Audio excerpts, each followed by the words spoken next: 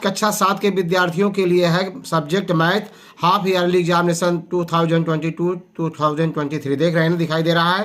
ये सुझाव है, सीधे अपने प्रश्न पत्र पाते हैं। निश्चित रूप से बोर्ड वार्षिक परीक्षा में के लायक भी प्रश्न है, जरूर एक बार देख कर जाना, आपको पूरे के पूरे अंक प्राप्त होंगे। जैसा है 45 अंश का कोट पूरक कोण है, जिन दो कोणों का योग 90 अंश होता है उन्हें कोट पूरक कहते हैं। तो एक 45 का है, दूसरा भी 45 का होगा। 20 का विकल्प सही है, सी इस बच्चे ने लगाया था गलत है। तो इसमें कौन सा कोण युग्म बराबर नहीं है, बच्चे ने दूसरा विकल्प लगाया है। द वैल्यू ऑफ 2.7 मतलब 2.7 भागे 100 इज है, इसका मान मतलब 2.7 में 100 से भाग देंगे तो दशमलव हटाएंगे तो 27/1000 हो जाएगा। 1000 भाग से भाग देंगे, पहला विकल्प सही होगा।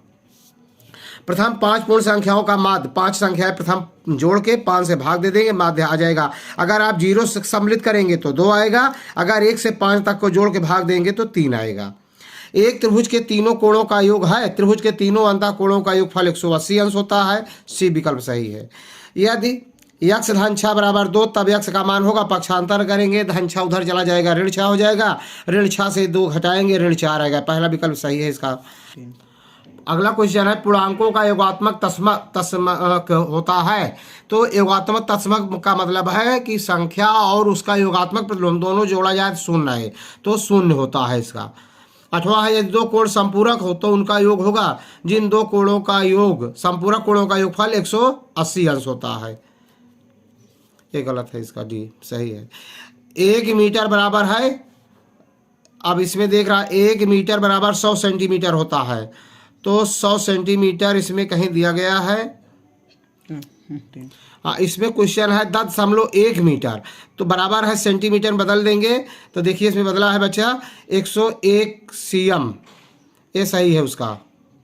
और ये भी विकल्प देख बदल लेते हैं, 101 10.1 गुणे 100 करेंगे तो हो जाएगा 101.00 और एक अंक दशमलव लगा दीजिए तो 10 आएगा, सी विकल्प इसका सही है। ठीक है, आगे है, संख्या यक्ष व 10 का योग 53 है। संख्या यक्ष व 10 का मतलब यक्ष धन 10 बराबर 53, कहाँ लिखा गया है, यक्ष धन 10 बराबर 53, बी विकल्प सही है इसका।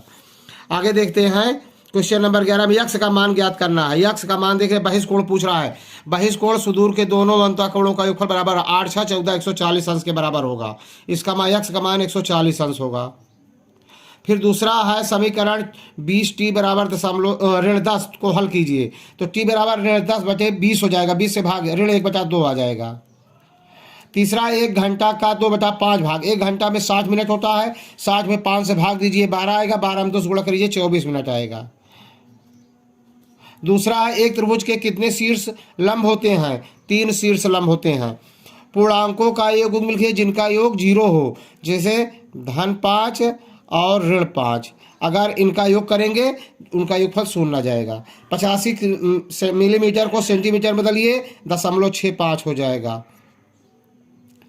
अब अगला देख लेंगे अपना, इसी तरह से यस सर्वनाम शर्त की व्याख्या कीजिए, समीकरण का कथन रूप में लिखिए। अगला क्वेश्चन है, ज्ञात कीजिए 48 का 5/8, 8 से भाग देंगे, 8 छंग 48, 5 छक्का 30, इसमें 30 आ जाएगा। तिर्यक रेखा को परिभाषित कीजिए। तिर्यक रेखा किन्हीं दो रेखाओं को प्रतिच्छेद करती है, वह तिर्यक रेखा कहलाती है। जैसे ये समांतर रेखा है, इसको कोई रेखा या तिर्यक यही है, काट रही है रेखा। फिर है अगला क्वेश्चन, 27/4 को दशमलव रूप में, 27 में 4 से भाग दे दीजिए, 4 छंग 24, दशमलव लगाएंगे, 3 30 4 7 28 4 5 20, 6.75। वीडियो को स्किप मत करना, पूरा देखना, लाइक करना, सब्सक्राइब करना। आगे देखते हैं, वह कोण ज्ञात कीजिए जो स्वयं का संपूरक हो, जिन दो कोणों का योगफल 90 अंश हो, संपूरक है, जिन दो कोणों का योगफल 180 अंश हो, तो समकोण जो होता है वो स्वयं का होता है 90 अंश, ये स्वयं का संपूरक होता है। आगे है फाई का गुणनफल, सबका गुणा कर देंगे, 3 छंग 18 दूनी 36, 36 का नाम 36, अब 4 बार है, सब में ऋण है तो धन 36 हो जाएगा। अगला है समीकरण 4 धन 5 ब्रैकेट के अंदर पी को हल कीजिए, हल कर लेंगे, आपका आ जाएगा। त्रिभुज का कोण बी समकोण है, यदि ए बी बराबर 12 सेंटीमीटर, बी सी बराबर 9 तो ए सी का मान ज्ञात कीजिए। चित्र बना करके पाइथागोरस प्रमेय से निकाल लेंगे। अगला है, यह त्रिभुज न सर्वांगसम हो तो इनका मान बताना है, निकाल लेंगे आप। अगला देखते हैं, अब चित्र में आपको सवाल दिखाई दे रहा होगा, दिए गए चित्र में यल 111m XYZ का मान ज्ञात करना है। साल मतलब हल करें 6 ब्रैकेट के अंदर 3x ऋण 4 ब्रैकेट बंद ऋण 4 2x ऋण 5 बराबर 30। इसका ब्रैकेट तोड़ देंगे, इसका ब्रैकेट हल कर लेंगे, बहुत सरल है, आ जाएगा। व्याख्या करना है, प्रथम 6 अभाज्य संख्याओं के माध्य व परास ज्ञात कीजिए। निम्नलिखित को सत्यापित कीजिए, मतलब बायां पक्ष हल करेंगे, दायां पक्ष दोनों बराबर आना चाहिए, तो जान लीजिए सिद्ध है। अगला है आयत का क्षेत्रफल ज्ञात कीजिए जिसकी लंबाई गुणे इतना चौड़ाई 3 सेंटीमीटर है। लंबाई गुणे चौड़ाई, आयत का क्षेत्रफल लंबाई गुणे चौड़ाई गुणा कर देंगे, आ जाएगा। यदि इतना त्रिभुज ABX सर्वांगसम त्रिभुज PRPQ तो कोण A 50 अंश, कोण B 60 अंश, तो कोण PQR का मान ज्ञात करना है। सम इसमें माध्यिका व बाहुलक ज्ञात कीजिए, क्या ये समान है। माध्यिका और बाहुलक के सूत्र में रख देंगे, वीडियो डाला जा चुका है बहुत पहले, हमारे सभी क्वेश्चन आपको हमारे वीडियो में मिल जाएंगे। एक व्यक्ति मेरठ से पूरब की ओर 50 किलोमीटर, वहां से पश्चिम की ओर 80-90 किलोमीटर यात्रा करता है, अंततः वह मेरठ से कितनी दूर है। चित्र बना करके दिशा का सवाल है, लगा लेंगे, बहुत सरल है, आ जाएगा। ये दिया गया देख रहे हैं, आंकड़ों का आयत चित्र बनाना है।